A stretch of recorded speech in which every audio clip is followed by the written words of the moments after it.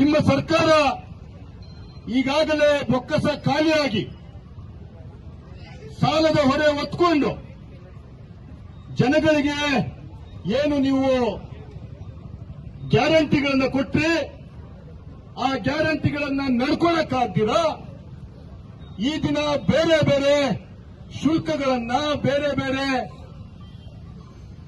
ಹಣವನ್ನ ಜನ ಕಟ್ಟೋ ಹಾಗೆ ಮಾಡಿ ಬೇರೆ ಬೇರೆ ದಾರಿನಲ್ಲಿ ಬೇಡದ ದಾರಿನಲ್ಲಿ ಖಜಾನೆ ತುಂಬಿಸ್ಕೊಳ್ಳೋಕೆ ತಾವು ಮಾಡ್ತಾ ಇರುವಂತಹ ಈ ಕ್ಷುಲ್ಲಕ ಏನು ನಿಮ್ಮ ಯೋಜನೆಗಳಿದೆ ಈ ಯೋಜನೆಗಳಿಗೆ ನಮ್ಮೆಲ್ಲರ ಧಿಕ್ಕಾರ ಇದೆ.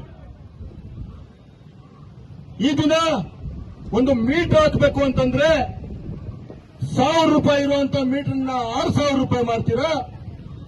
ಒಬ್ಬ ಗುತ್ತಿಗೆದಾರ ಲೈಸೆನ್ಸ್ ತಗೊಳ್ಳಕ್ಕೆ ₹1,000 ಇರುವಂತದನ್ನ ₹10,000 ಮಾಡ್ತೀರಾ. ಈ ರೀತಿಯಾದಂತಹ ಯೋಜನೆಗಳನ್ನು ಮಾಡಿ ನಿಮ್ಮ ಉಳುಕುಗಳನ್ನು ಮುಚ್ಚಿಟ್ಟುಕೊಂಡು ಜನಗಳ ಜೀವನದ ಮೇಲೆ ಬರೆ ಎಳೆಯುವಂತಹ ಕೆಲಸವನ್ನ ತಾವು ಮಾಡ್ತಾ ಇದ್ದೀರಾ. ಸಾಮಾನ್ಯ ಜನತೆಯ ಪರವಾಗಿ ಈ ಕೂಗನ್ನ ಕೂಗ್ತಾ ಇದ್ದೀವಿ. ನೀವು ಮಾಡ್ತಾ ಇರೋದು ಈ ಜನಗಳಿಗೆ ತೊಂದರೆ ಕೊಡ್ತಾ ಇರೋದು ನಿಮಗೆ ಒಳ್ಳೇದಾ? ಅತ್ಯಂತ ಹಿಂದುಳಿದ ವರ್ಗದಿಂದ ಬಂದಂತಹ ತಾವು ಈ ರೀತಿ ಹಿಂದುಳಿದ ವರ್ಗದವರನ್ನ ಶೋಷಿತರನ್ನ ಮತ್ತೆ ಮತ್ತೆ ತುಳಿಯುವಂತಹ ಕೆಲಸ ಮಾಡ್ತಿದ್ದೀರಲ್ಲ, ಇದು ನಿಮಗೆ ಮನಸ್ಸಿಗೆ ಸಂತೋಷ ಕೊಡುವಂತಹ ಕೆಲಸನ?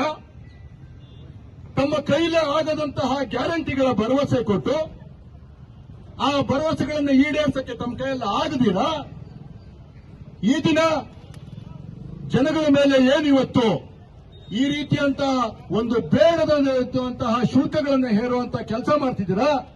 ಇದು ನಿಮ್ಮ ಸರ್ಕಾರಕ್ಕೆ ಶೋಭೆ ತರುವಂತದ ಅಂತ ನಾವು ಈ ಚಿಕ್ಕಬಳ್ಳಾಪುರದ ಜನತೆಯ ಮುಖಾಂತರ ನಿಮ್ಮನ್ನ ಕೇಳ್ತಾ ಇದ್ದೀವಿ. ದಯವಿಟ್ಟು ಗೊತ್ತಿದೆ ಇವತ್ತು ಸರ್ಕಾರದ ಏನ್ ನಡೀತಾ ಇದೆ ಅಂತ.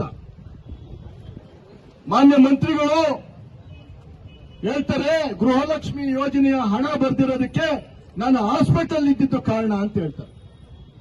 ಇಂತಹ ಒಂದು ಕ್ಷುಲ್ಲಕ ಕಾರಣ ಕೂಡ ಕೊಡಬಹುದು ಅಂತ ನಿಮ್ಮ ಸರ್ಕಾರ ಇವತ್ತು ನಿರೂಪಿಸಿದೆ.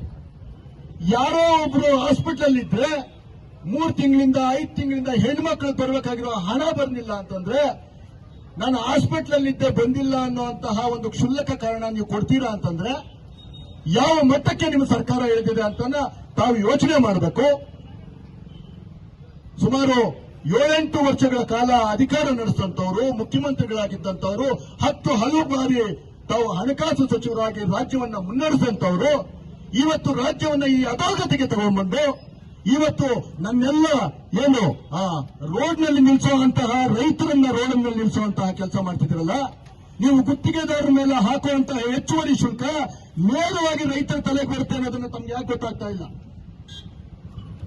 ರೈತರ ನೀರಾವರಿ ಪಂಪ್ ಸೆಟ್ಗಳಿಗೆ ಏನು ಇದಕ್ಕೆ ಮೊದಲು ₹30,000 ಅಕ್ರಮ ಸಕ್ರಮ ಯೋಜನೆಗೆ ತಾವು ಮಾಡಿದ್ರಿ, ಅದನ್ನು 2 ಲಕ್ಷದಿಂದ 10 ಲಕ್ಷಕ್ಕೆ ಮಾಡುವಂತಹ ಒಂದು ದುಸ್ಥಿತಿಗೆ ಸರ್ಕಾರವನ್ನು ತಗೊಂಡ್ಬಂದಿದ್ದೀರಲ್ಲ, ಇದಕ್ಕೆ ನಿಮ್ ನಿಜವಾಗ್ಲೂ ನಾಚಿಕೆ ಆಗಲ್ವಾ ಅಂತ ಈ ಕಾಂಗ್ರೆಸ್ ಸರ್ಕಾರವನ್ನು ನಾವು ಕೇಳ್ತಾ ಇದ್ದೀವಿ. ದಯವಿಟ್ಟು ಸಿದ್ದರಾಮಯ್ಯನವರೇ ಹಾಗೂ ವಿದ್ಯುತ್ ಮಂತ್ರಿಗಳಾದ ಜಾರ್ಜ್ರವರೇ, ನಿಮಗೆ ನೈತಿಕತೆ ಇದ್ರೆ, ಮನಸ್ಸಾಕ್ಷಿ ಇದ್ರೆ ಏನು ತಾವು ಈ ಅತಿಯಾದ ಶುಲ್ಕವನ್ನು ಏರಿದ್ದೀರಾ ಇದೇ ಕ್ಷಣದಲ್ಲಿ ತಾವು ವಾಪಸ್ ತಗೊಳ್ಬೇಕು. ತಾವು ಗುತ್ತಿಗೆದಾರರ ಮೇಲೆ ಹೇಳ್ತಾ ಇರುವಂತಹ ಪ್ರತಿಯೊಂದು ಎಕ್ಸ್ಟ್ರಾ ಏನು ಶುಲ್ಕವನ್ನು ಹಾಕ್ತಾ ಇದ್ದೀರಾ, ಅತಿಯಾದ ಶುಲ್ಕವನ್ನು ತಾವೇನು ಹಾಕ್ತಾ ಇದ್ದೀರಾ ಅದು ರೈತರ ತಲೆಗೆ ಬರುತ್ತೆ. ಯಾರು ಗುತ್ತಿಗೆದಾರರು ತಮ್ಮ ಕೈಯಿಂದ ಹಾಕಿ ಮಾಡುವಂತದ್ದೇನಿಲ್ಲ. ಆ ಗುತ್ತಿಗೆದಾರರು ಏನು ಕೈಯಿಂದ ಹಾಕ್ತಾರೆ ಅದನ್ನ ಮತ್ತೆ ರೈತರ ಮೇಲೆ ವಸೂಲಿ ಮಾಡಬೇಕು. ಸೋಲೆ ಇಂತಹ ಒಂದು ಪರಿಸ್ಥಿತಿಗೆ ನೀವು ರೈತರನ್ನ ತಗೊಂಡ್ಬಂದು ಓಡ್ತಾ ಇದ್ದೀರಾ, ರೈತರ ಪರವಾದ ಸರ್ಕಾರ ಅಂತ ಹೇಳ್ತೀರಾ. ಇದನ್ನ ನೀವು ಮಾಡ್ತಾ ಇರೋದು ಅಂತ ಈ ಒಂದು ವೇದಿಕೆ ಮುಖಾಂತರ ತಮ್ಮಲ್ಲಿ ಕೇಳ್ಕೊಳ್ತಾ ಇದ್ದೀವಿ.